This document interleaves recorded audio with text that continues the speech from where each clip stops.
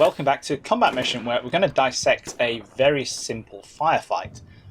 All the basics videos so far have been leading in this direction. What we're going to be doing here is putting it all together to show how it works in an actual chunk of gameplay. The footage here is from the Steam version of Combat Mission Shock Force 2, which Slytherin have very kindly allowed me to show off.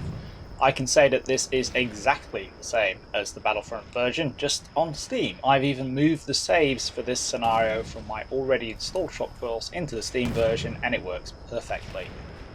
As usual, most of what I'm going to be showing here relates to the game engine, so although this is Shock Force 2 and some of the details are obviously tethered to the US and Syrian armies of 2008, the mechanics behind it all apply to all the Combat Mission titles.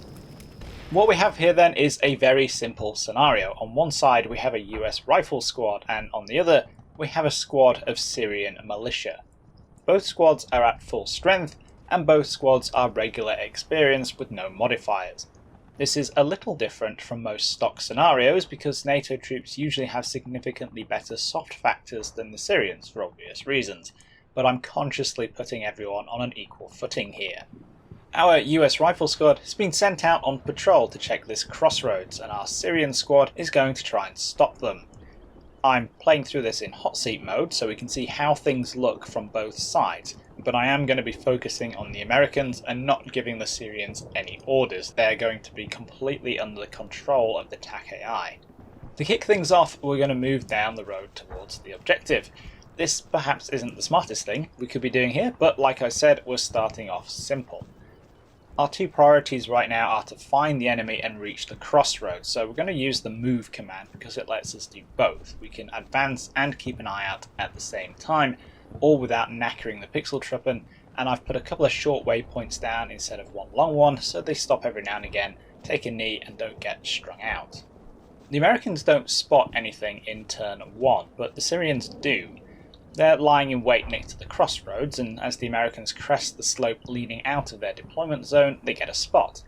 This quickly disappears as the spotted US pixel trooper kneels down and disappears behind the slope again, but right now the Syrians have a better picture of what's going on than the Americans do. The range is about 540 meters, so out of effective small arms range for the time being, but if the Americans carry on, the TAC AI of our Syrian militia might choose to open up on them. About 20 seconds into the next turn, we can hear some rounds go past our US squad, and we get a contact icon in the distance. So the pixel truppen have seen something over there. Because it's an opaque contact icon, they're very close to identifying it. They can probably see some human figures, but they haven't determined whether they're the ones who are shooting at them yet. Another burst, now with the tracers drawn in because we have more information, and the Americans identify a Syrian soldier with an RPD light machine gun. He's the one who's been shooting at us. The range is still long, but the incoming fire prompts the Americans to speed up and get to their next waypoint faster. This kind of behaviour isn't always ideal, but there's not a lot we can do about it in turn-based mode. We can only give out or alter orders in between turns, and in the meantime, it's all up to the TAC AI, which has apparently decided that it'll be harder to hit if it's moving faster. The fire is having some effect, even if it's not hitting home. If we have our US squad selected, we can see the suppression indicator in the bottom left corner of the UI. It's only got a couple of bars on it right now, because this incoming fire isn't very heavy, but if it was more intense, or if someone got hit, then it would fill up much faster, and the TAC AI of the squad would react by taking cover or maybe becoming pinned. Moving into the next turn, we've now made contact with the enemy, the situation has changed, and we need to change our US squad's orders to adapt. We can press backspace to delete the ones we've got, including the one the TAC AI has overridden from move to quick as a result of the incoming fire, and have ourselves a rethink. We still need to advance, and given that the terrain is too open for us to bypass the Syrians here, we're going to need to keep their heads down while we move forward, so we're going to do some fire and movement. I can split the squad into two teams and have one moving forwards while the other one shoots up the enemy. The first thing I want to do when the squad is split down is spread it out to make it a harder target. So Alpha team with the squad leader is going left while Bravo team is going right. I'm also getting off the road because there's no cover there whatsoever. Combat Mission simulates some abstract micro-terrain offering cover and concealment on most types of terrain, even if it's not drawn in. but clearly most roads don't have lumps and bumps in them big enough to hide pixel soldiers in. Now that we're sorted out, we can start bounding forward. What I want to do here is get close enough to directly engage the Syrian position. Currently, neither team can draw a line of sight when they're prone because of the shape of the ground, so I want to advance until they can before starting to get stuck in. This looks like it's going pretty well, right until the marksman in Bravo team gets shot in the face. We've got our first casualty, and this again has some effects. He was in Bravo team, and not only has their suppression meter jumped up, but their morale state has dropped to rattled.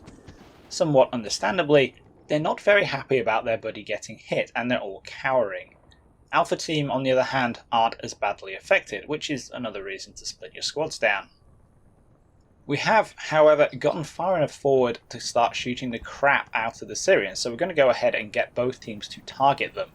Here we can see some TACAI behaviour at work. Bravo team isn't going to engage immediately because they're having a significant emotional event, but Alpha team can. They are, however, still about 460 meters away, and while they will engage with their M4s at this distance if specifically ordered to, they are very much sticking to single aimed shots. One of the Pixel Shuppen actually whips out his AT4 and fires it off. It's not particularly designed to engage infantry, but he's not too far off target. There's not a lot of feedback that the US player here can see, but if we look at this from the Syrians' point of view, the rocket actually injures the assistant team leader and a soldier, causing the squad to become pinned and start cowering. This is one of the more important things to bear in mind when you're playing combat mission, which is you don't have the complete picture, so frequently you can be shooting the snot out of somebody and not seeing that you're having any effect when actually you are.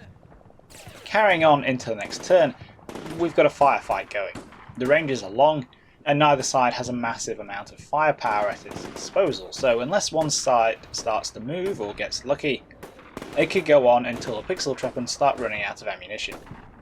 On closer inspection, it's not that much of a balanced firefight though. The Syrian infantry is being controlled by the TACAI, which is only engaging with the RPD at this range, while the US troops are under my control and I've ordered them to engage with everything they've got. This means that there's one RPD facing off against 2 SAWs and 6 M4 carbines, and there's a much higher chance of the Americans getting lucky than the Syrians. And lo and behold, about 30 seconds in, the RPD gunner catches around with his face and becomes a casualty. This is fantastic news for the Americans because the main threat at this distance has been removed, and if we keep the fire up, we should be able to stop the Syrians from buddy aiding the RPD gunner and retrieving his weapon. With the RPD down, the Americans now have a couple of options. They could stay where they are, taking potshots at the Syrians, and essentially rely on getting lucky, but that's going to take a long time and use a lot of ammunition, so we better go forward again.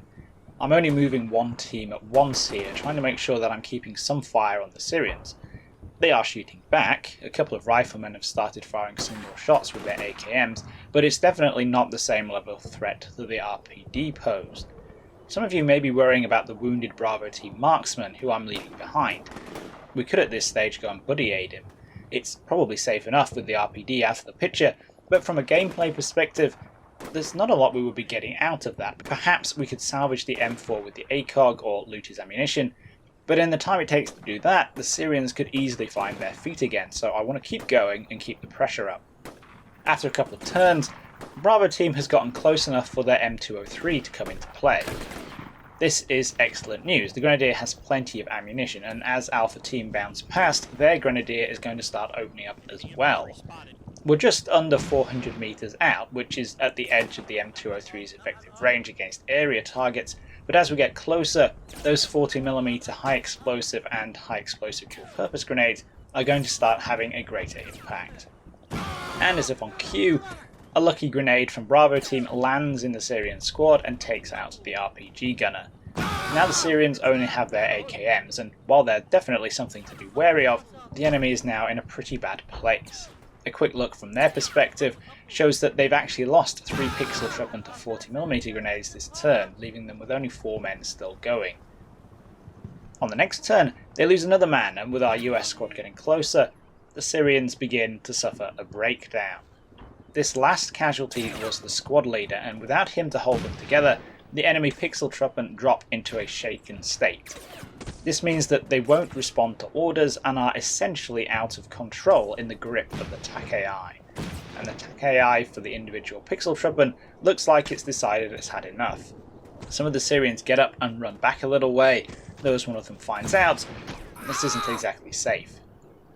Something else to point out as the turns roll by here is that just because the two survivors of our Syrian squad are in a shaken state and are spending most of their time pinned down in the fetal position does not mean that they are harmless.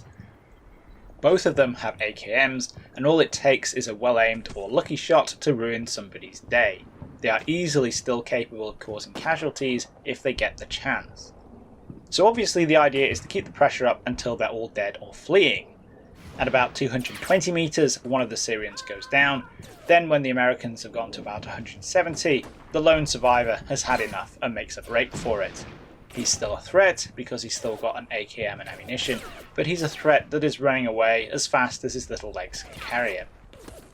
He's probably going to make it. Our US squad is not going to be able to chase him down because advancing across all of this open ground has used up an atrocious amount of ammunition.